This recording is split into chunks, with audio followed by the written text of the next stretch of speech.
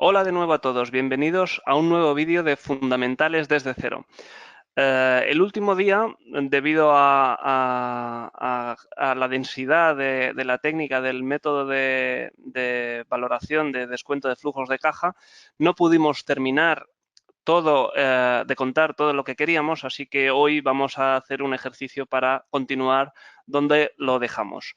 Vamos a hacer un muy breve repaso de lo que estamos intentando hacer aquí. Como hemos explicado en más de una ocasión, al final estamos intentando valorar un negocio. Para valorar el negocio, lo que vamos a hacer en el caso del método de descuento de flujos de caja es traer los flujos que creemos que el negocio va a darnos en el futuro y darles un valor hoy, ¿vale? Al final es un poco esto que hemos usado en más de una ocasión y que viene a ser, ¿no? Pues esto, si los flujos son beneficios futuros, etcétera, pues lo que estamos haciendo es asumir pues que este flujo va a remunerarnos a nosotros como accionistas en el futuro, y si hoy queremos valorar lo que debemos pagar por un negocio, deberíamos tener en cuenta pues estas estimaciones de los flujos. El último día estuvimos mirando pues algunos de los aspectos clave como el cómo valorar cada uno de estos flujos a hoy, ¿no? Es lo que se llama la técnica para descontar a valor presente, y el segundo punto que estuvimos mirando, ¿no? Es la tasa de descuento que íbamos a utilizar para la técnica que nosotros vamos a usar concretamente aquí, porque existen como dos variantes de cómo hacer esto y nosotros lo vamos a hacer. Explicamos que la técnica, o digamos la métrica el dato que vamos a utilizar para descontar en nuestros flujos va a ser el WACC, que explicamos que era un coste medio ponderado del coste de financiación de la empresa. Y nada, el que quiera ampliar un poco sobre todo esto, por favor, que vea el vídeo anterior. Y nos vamos a ver cosas que nos hemos dejado pendientes, porque tenemos que dar respuesta a dos interrogantes. Una, ¿cuál es el flujo que debemos de poner aquí al descontarlo, ¿no? Cuando mirábamos aquella fórmula, al final era el numerador, ¿no? Cuando vimos aquel ejemplo de los 50.000 euros del contrato aquel, pues claro, ¿son 50.000 realmente o tenemos que poner otra cifra, ¿no? Pues la cifra vendrá determinada por un método de cálculo que hoy explicaremos, y el segundo punto que hoy explicaremos es el valor terminal. Y con todo ello, el valor terminal, ahora después lo explicaré mejor, ¿no? Pero es aquello que al final, vamos a asumir en un punto dado que no sabemos ya, no somos capaces de predecir, por ejemplo, más allá de 5 o de 10 años lo que creamos, y vamos a asumir que a partir de entonces, pues que la empresa más o menos pues tiene como unas constantes que son las que van a determinar ese valor terminal. Ahora después lo explicaré mejor. Y vamos al primero, ¿no? En el numerador, en nuestro caso, porque si en el denominador usamos el WACC, que al final es el coste de financiación para el total de la empresa, en el numerador tenemos que poner un flujo de caja, como dice el método, pero que esté ajustado para reflejar que este flujo de caja puede pagar a accionistas y a deudores, ¿no? A bonistas, etcétera. Vale, ¿cómo calcularemos esto? Es muy sencillo. El primer concepto que necesitamos conocer es el flujo de caja operativo, y el flujo de caja operativo sabéis que lo obtenemos, ya lo hemos explicado en otro vídeo, lo obtenemos del estado de flujos de efectivo, es aquello que la empresa genera dedicándose a la actividad normal de su negocio, pero tiene un problema este cálculo, y es que normalmente hemos descontado, para llegar a ello, hemos descontado el interés que hemos pagado, y hemos dicho que, que la cantidad que queríamos calcular ahora, ¿no? El flujo que queremos estimar, tendría que ser antes de ir a pagar a deudores, ¿no? Entonces, lo que hacemos aquí es un ajuste, que es esta parte de aquí de la derecha, donde ajustamos por el interés, ¿no? El interés que pagamos, y lo ajustamos por 1 menos la tasa impositiva. Esto lo explicamos en el vídeo anterior, pero simplemente es un ajuste porque el coste de financiación, si pagamos un 5%, pero después por la parte que hemos pagado de este 5% nos ahorramos unos impuestos, porque los impuestos se pagan sobre la cantidad, el beneficio antes de impuestos, que el beneficio antes de impuestos ya tiene descontados los intereses, pues existe cierto ahorro que debemos de tener en cuenta, ¿no? Y es este ahorro el que vamos a tener que considerar aquí, ¿no? Por eso ajustamos por 1 menos la tasa impositiva. Cogemos el flujo de caja operativa y le quitamos el CAPEX. Aquí, como recordatorio, el CAPEX lo encontramos en el mismo sitio que el flujo de caja operativo, que es lo encontramos en el estado de flujos de caja, y el CAPEX es lo que en inglés se llama Capital Expenditures, que es los gastos, las inversiones de capital, digamos, es si la empresa ha invertido X dinero en comprar una máquina nueva, ¿no? Pues eso es una salida de dinero que queda reflejado en este estado que decíamos y que aquí pues quitaríamos del flujo de caja operativo. Fijémonos al final, si intentamos hacer un poco un zoom out, ¿no? Y ver un poco lo que estamos haciendo. Aquí estamos mirando la capacidad o la caja que genera el negocio una vez tenemos en cuenta las necesidades de inversión del negocio, que sería el CAPEX, y antes de pagar intereses, ¿no? Para que veamos realmente, pues, genero 100 y con estos 100 pues voy a pagar un tanto a deudores y otro tanto a accionistas. Pero aquí cogemos pues toda la cantidad que genera la empresa antes. ¿Vale? Y nada más, ahora que hemos explicado un poco el concepto, vamos a explicar el segundo concepto, que yo creo que también es importante de pararnos un poco aquí, que se entienda bien. Así que a ver, lo primero hemos dicho que vamos a poner unos flujos. Ahora sabemos que los flujos en la parte superior que vemos aquí, ¿no? Flujo 1, flujo 2, que son los flujos que íbamos a ir cobrando, que es este flujo de caja que hemos calculado aquí. Disculpad que ahora no me va esto. Free Cash Flow to the Firm. Se le llama Free Cash Flow to the Firm porque es para el total de la empresa. Existe otro que se le llama Free Cash Flow to Equity, que sería, si utilizamos otra técnica de descuento, pero que solo va a remunerar a los accionistas, pues bueno, sería la tasa, digamos, disculpad, sería el flujo que pondríamos en el numerador, la tasa a la que lo descontaríamos sería el WACC, pero ¿qué pasa? Claro, ¿durante cuánto tiempo podemos hacer esto? Obviamente una predicción que nosotros podamos hacer sobre el negocio, pues vamos a tener una visibilidad limitada, ¿no? Y seguramente cuanto más lejos intentemos apuntar, pues incluso negocios de mucha calidad y muy estables, ¿no? Pues si alguien me pregunta qué va a hacer Coca-Cola dentro de 25 años, pues va a ser realmente muy difícil hacer cualquier estimación en este sentido. Entonces, lo que se suele hacer es estimar un número de años, ¿no? Y a partir de un punto determinado, aquí lo he marcado con una línea roja, vamos a calcular un valor terminal, ¿vale? Este valor terminal es como una asunción de lo que nos queda por ver y que no somos capaces de hacer con una estimación algo más de detalle. Hay quien lo hace a los 5 años, hay quien lo hace a los 10 años y hay quien lo hace a los 3.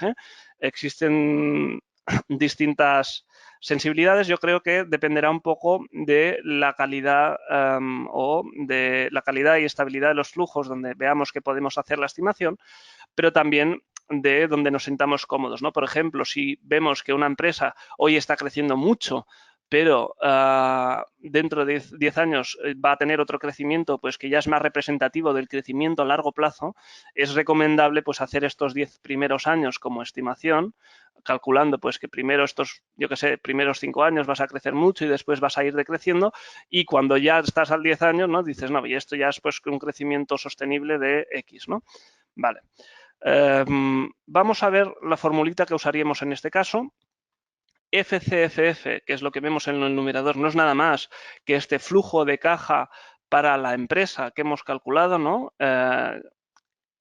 Este flujo de caja tiene el matiz de que tiene que estar en el año que vayamos a descontar, ¿vale? Ahora después lo explicaremos, haremos un ejemplo también donde se verá bien. Y en el denominador, ¿qué pondríamos? Pondríamos el coste de la financiación, que dijimos que es este WACC, es el coste medio ponderado del capital, ¿no? Y menos la G. ¿Qué es la G? La G es el crecimiento, ¿vale? Es la tasa sostenible de crecimiento de los flujos en el largo plazo, ¿vale? Aquí he puesto atención porque creo que es importante explicar esto. El modelo será muy sensible a estos datos. Igual que cuando puse la tasa de descuento, dije, pues sí, existe una sensibilidad, pero te cambia algo, pero a veces quizás en magnitud no tanto como esto, ¿no?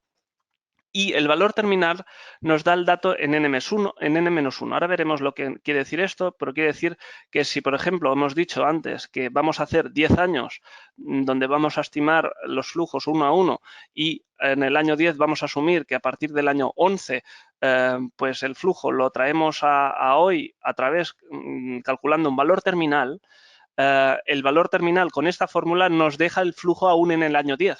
Tenemos que traerlo a hoy. Esto ahora lo veremos, es sencillo, pero es algo que a veces mucha gente, pues alguien se olvida, ¿no? Sobre todo los que empiezan, y tenemos que tenerlo en cuenta. Vale. Sin más, nos vamos a aquí lo que he traído, ¿no? Que es un ejemplo con Inditex. Porque creo que es cuando vamos a entender bien el cálculo, el valor terminal, etcétera. Aquí, primero, he cogido las estimaciones del consenso de analistas del flujo de caja libre. Es un flujo de caja que en este caso le faltaría ajustar, si vamos a ser un poco tiquismiquis, ¿no? Deberíamos ajustarlo por el interés menos el 1 menos la tasa impositiva, pero como hemos visto que Inditex paga realmente un tipo de interés muy, muy bajo y hemos visto que en la estructura de capital Inditex pues tiene muy poco peso en la deuda sobre el total del capital, pues bueno, ha asumido pues esto como algo razonable, ¿no?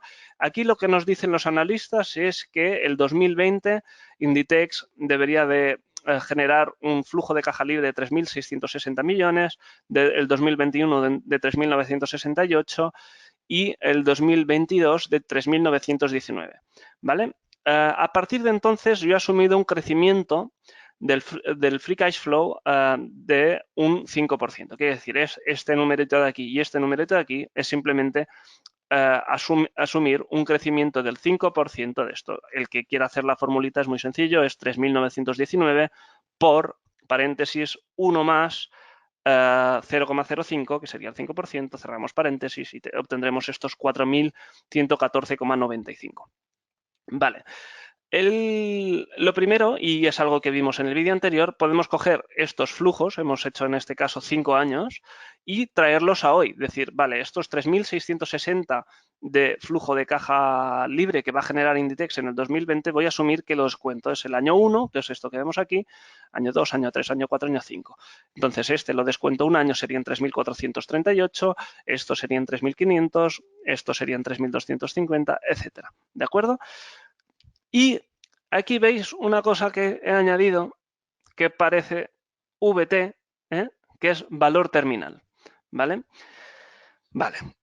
¿Cómo hemos calculado el valor terminal? A ver si lo traje aquí. Exacto. Aquí lo traje con algo más de detalle. Primero, fijaros que del año 2024, donde tengo 4.320 al año 4.536, he asumido pues un crecimiento de nuevo de un 5%. Esto es algo que se suele hacer habitualmente, ¿no? No el crecimiento del 5%, sino asumir el crecimiento que va a haber de un año al otro. Y vamos a ver la fórmula para ver cómo hemos llegado a las cifras que ponemos aquí, porque aquí fijaros que tenemos estos 67.680 millones y es algo que es lo que vemos aquí, pero ¿cómo hemos llegado aquí? Vale, pues lo primero es el cálculo del valor terminal. Hemos dicho que en el último año que calculamos nosotros manualmente el flujo de caja libre, este es de 4.536, y lo descontamos por la diferencia del WACC menos el crecimiento. Aquí he asumido una tasa de crecimiento del 2%. Como veréis, y después traigo un ejemplo, pero normalmente se asume en función de la madurez del negocio, pues esto, un 2, un 1,5, un 2,5, un 3, puede ser agresivo y hacer un 3, pero bueno, en función, estos son de estas variables que dijimos que son súper sensibles, y ahora después traigo un ejemplo para que lo veáis. Y nada, aquí pues si hacemos este cálculo nos dice que el valor terminal de Inditex, o sea, los flujos que deberíamos de cobrar más allá del 2025 valen 92.435 millones, pero ojo, lo que hemos dicho, esto nos da el valor en el año 5 en este caso, porque repasemos un momento, estamos aquí en el año 6 y esto nos lo mueve una vez, nos lo mueve al año 5. Vale, entonces tenemos que coger estos 92.435 y traerlos a hoy. ¿Vale? ¿Cómo lo traemos a hoy? Pues si están en el año 5, pues es simplemente la tasa de descuento que dijimos que es el WACC, que es el 1 más el 0,0643 y elevado a 5, porque son 5 años, que son los años que hacemos el descuento.